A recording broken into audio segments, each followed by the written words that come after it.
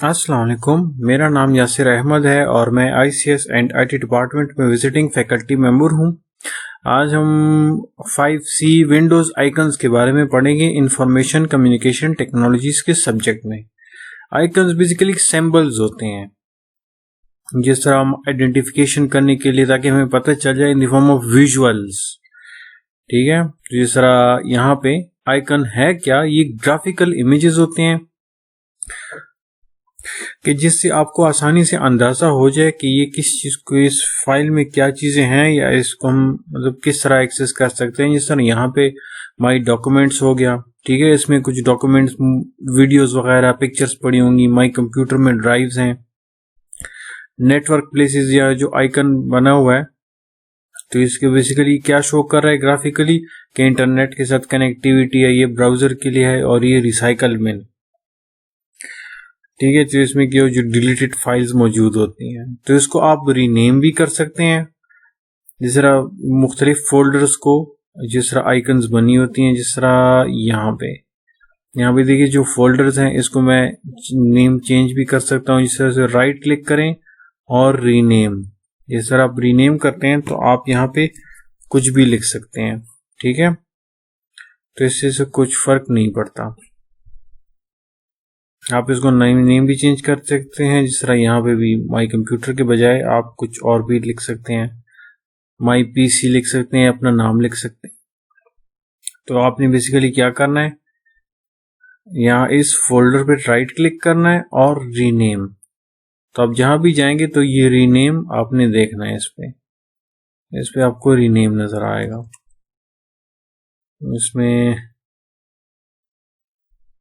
इसमें यहाँ पे अभी आपको रीनेम नजर आ रहा होगा। ठीक है, ये थोड़ा स्क्रीन का मसला है।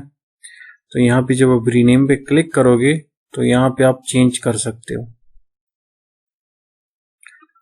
और उसके बाद अरेंजिंग, आपने इसको अरेंज किस तरह करना है। डेस्कटॉप पे भी अरेंज कर सकते हो, ऐसे ही कहीं फोल्डर पे भी आप अरेंज कर सकते हो कि बाय नेम कर सकते हैं। साइज कि अब किसका साइज ज्यादा है कम है। ठीक है, फिर यहाँ पे ग्रिड और ऑटो अरेंज कि किस ग्रिड फॉर्म में करना है। तो इसमें फिर बहुत ज्यादा ऑप्शंस आ जाती हैं, जिस तरह यहाँ पे हम कर रहे हैं। ठीक है, इसको हम थोड़ा पिक्चर कर लें। तो अब मैं लेट सपोज इनको मैं अरेंज कर रहा हूँ, तो मैं इसको यहाँ पे मैं ऐसे ही राइट क्लिक करूंगा और यहाँ पे हमारे पास है सॉर्ट किस तरह करना है, बाय नेम करना है, डेट मॉडिफाइड। लेकिन अब उसकी टाइप्स क्या है, असेंडिंग या डिसेंडिंग। ठीक है, तो मैं इसको डिसेंड कर रहा हूँ, तो बाय नेम जिस तरह 1 2 3 लिखा हुआ है, इसको मैं डिसेंडिंग ऑर्डर कर रहा हूँ। तो क्या हो गया, 3 2 1। अब मैं बाय नेम यहाँ से सॉर्ट बाय नेम किया। डेट मॉडिफिकेशन या टाइप के साथ भी कर सकते हैं, या साइजेस की जितने हैं। इनकेस अगर 3 का साइज बहुत बड़ा है तो फिर डिसेंडिंग में 3 फर्स्ट पे आएगा, और इस अगर 1 का साइज बड़ा है तो 1 आ जाएगा। ठीक है, तो वही असेंडिंग डिसेंडिंग, इस तरह और भी ऑप्शन इसमें आ जाते हैं कि इसमें और भी ऑप्शंस आ जाते हैं कि आपने किस हिसाब से करना है। लेकिन ये जो सिलेक्शन होती है बेसिकली जो नॉर्मली लोग ज्यादा करते हैं सॉर्ट बाय में। ठीक है, तो हम इसको असेंडिंग कर लेते हैं बाय नेम।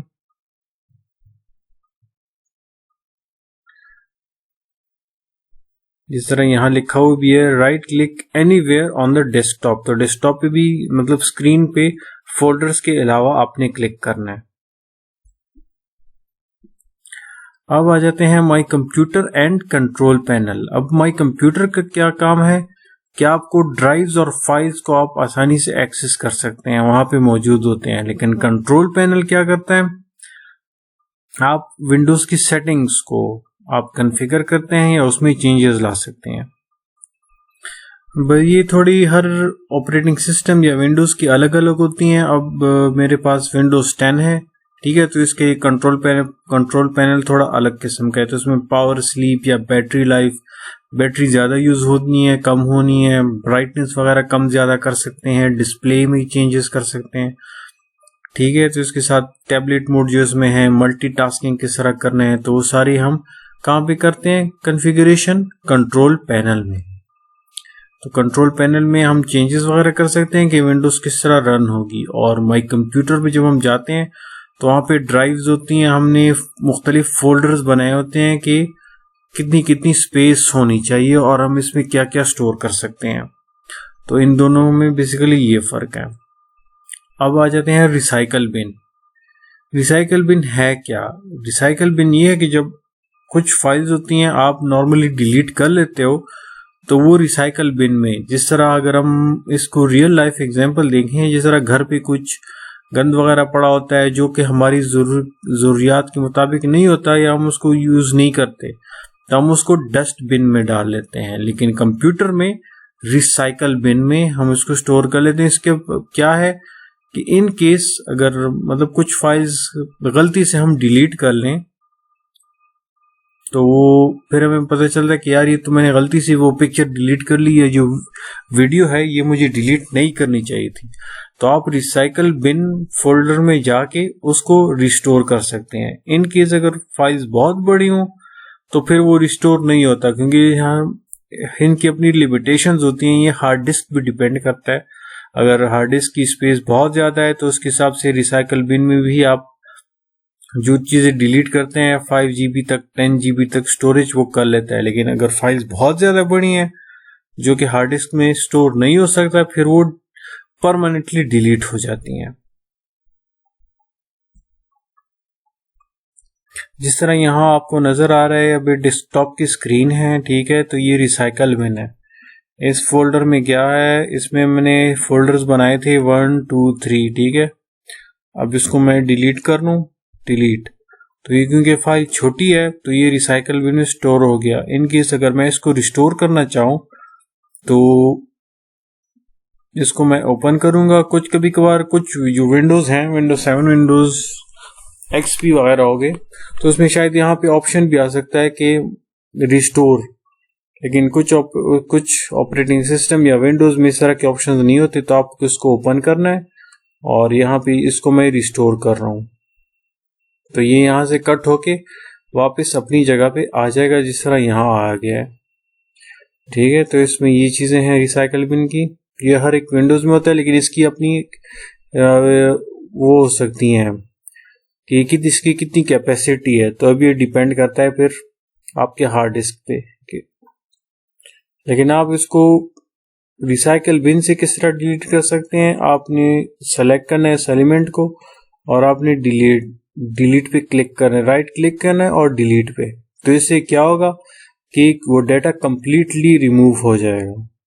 तो इसको आप फिर दोबारा रिट्रीव या वापस ला नहीं सकते, ठीक है। तो इस वजह से फिर आपसे पूछते हैं कि आपने इसको डिलीट करना है या नहीं करना।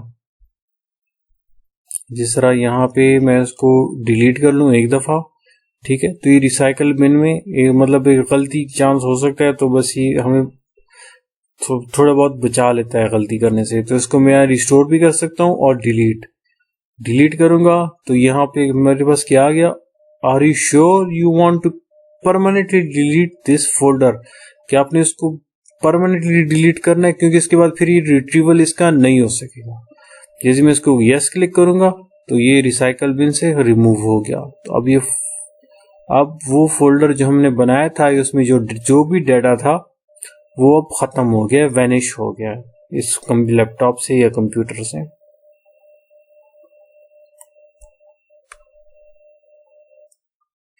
इस तरह यहाँ पे भी वही है कि आपने एम्प्टी रिसाइकल बिन पे क्लिक करना है, तो ऑप्शन आ सकते हैं, लेकिन ये विंडोज पे डिपेंड करता है। अब विंडोज टास्क बार, जिस तरह स्टार्ट बटन हो गया, अब विंडोज टैब्स हो गई जो आपने ओपन किए हैं।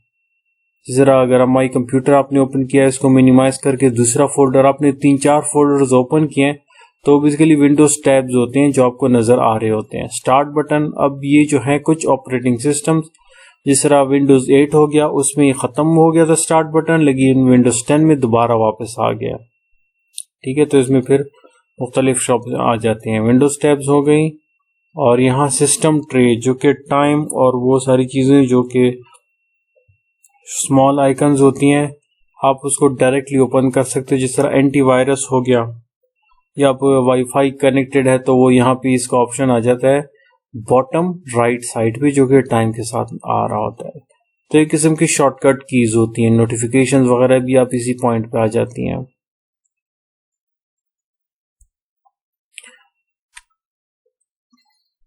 क्विक लॉन्च बार, जिस तरह आप डायरेक्टली उसको ओपन कर सकते हैं एक ही क्लिक पे जब आप विंडोज ओपन करते हैं। लेकिन बस इसमें एक पॉइंट इंपॉर्टेंट है कि बॉटम पे एक्सट्रीम लेफ्ट साइड पे जो भी हैं वो क्विक लॉन्च बार आ जाते हैं, और जो बॉटम राइट साइड पे जो भी हैं जो आइटम्स आती हैं वो नोटिफिकेशन एरियाज में आ जाते हैं कि वो काम कर रहे हैं कि नहीं कर रहे। ठीक है, टाइम के साथ जो एंटीवायरसेस वगैरह हो गए, वाईफाई डिवाइसेस, वो सारे आपको, या बैटरी, अगर आप लैपटॉप यूज कर रहे हैं तो बैटरी परसेंटेज वगैरह सारे आ रहे होते हैं नोटिफिकेशन के तौर पे। अब यहाँ पे जो कि लेफ्ट साइड पे जो क्विक लॉन्च बार आ रहे हैं, अब ये डेस्कटॉप और जो एक्सप्लोरर नजर आ रहे हैं, अब इसको थोड़ा एक्सप्लेन किया हुआ है कि जब आप इस पे क्लिक करते हैं इस बार पे तो आपको डेस्कटॉप पे आ जाते हैं। आप कहीं भी हैं, कोई फोल्डर्स आपने ओपन किए हुए हैं तो आप वापस डेस्कटॉप पे आ जाते हैं। और अगर आप इंटरनेट एक्सप्लोरर पे एक दफा क्लिक कर लेंगे तो माइक्रोसॉफ्ट इंटरनेट एक्सप्लोरर, या ज्यादातर लोग गूगल क्रोम इस्तेमाल करते हैं, वो भी लेफ्ट साइड पे क्विक लॉन्च बार भी आ जाता है जब आप इंस्टॉलेशन करते हैं। तो आपने सिर्फ इस पे क्लिक करना है तो आपको वो ब्राउजर ओपन हो जाएगा। नोटिफिकेशन एरिया जो कि टाइम के साथ है, तो अब इस नोटिफिकेशन एरिया का मतलब क्या है? इसका मतलब यह है कि जो प्रोग्राम्स हैं वो ऑटोमेटिकली स्टार्ट हो जाए, या जब आप कोई ओपन करते हैं, जिस तरह प्रिंटर आप कनेक्ट करते हैं, तो वो ही ये टाइम के साथ जो वे लेफ्ट साइड पे, बॉटम पे लेफ्ट साइड पे जो टाइम के साथ नोटिफिकेशन एरिया है वहां पे आपको आ जाता है कि प्रिंटर कनेक्ट हो गया है। या फिर आप वाईफाई डिवाइस के साथ कनेक्टेड है तो वाईफाई की नोटिफिकेशन यहाँ पे आ जाता है कनेक्शन का या डिसकनेक्शन का। या फिर आप यूएसबी कनेक्ट करते हो अपने लैपटॉप या कंप्यूटर के साथ तो वो भी इस नोटिफिकेशन के एरिया में ही आ जाता है। तो इसका मतलब क्या है कि बॉटम एक्सट्रीम लेफ्ट साइड पे नोटिफिकेशन एरिया है सारे, और बॉटम लेफ्ट साइड पे क्विक लॉन्च के जो आइकन्स आते हैं वो होते हैं। फिर आप डेट और टाइम को किस तरह आपने चेंज करना है। अब ये डेट और टाइम का भी थोड़ा मुख्तलिफ है। अब ये विंडोज 7 का लग रहा है, ठीक है, विंडोज एक्सपी या विंडोज 7 का हो सकता है। तो इसमें इस तरह का डायलॉग बॉक्स टाइप का ओपन हो जाता है, आप इसमें टाइम जोन और इस तरह चेंज कर सकते हैं। लेकिन विंडोज 10 में थोड़ा अलग है, यहाँ स्क्रीन पे नजर आएगा नहीं, लेकिन आप यहाँ पे चेंजेस कर सकते हैं।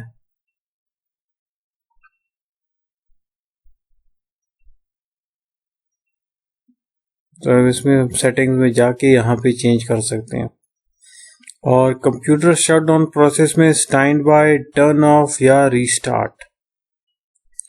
स्टैंड बाय जिस तरह ये विंडोज एक्सपी या विंडोज 7 में है, लेकिन जो विंडोज 8 और 10 है वहां पे स्लीप ऑप्शन आ जाता है कि आपकी स्क्रीन ऑफ हो जाती है लेकिन बैकग्राउंड में जो कुछ फाइल्स आपने ओपन की हुई होती हैं वो मिनिमाइज होके एक किस्म की प्रिजर्वेशन उसकी हो जाती है। वो कंप्लीटली शट डाउन आपका जो लैपटॉप या कंप्यूटर है वो होता नहीं है।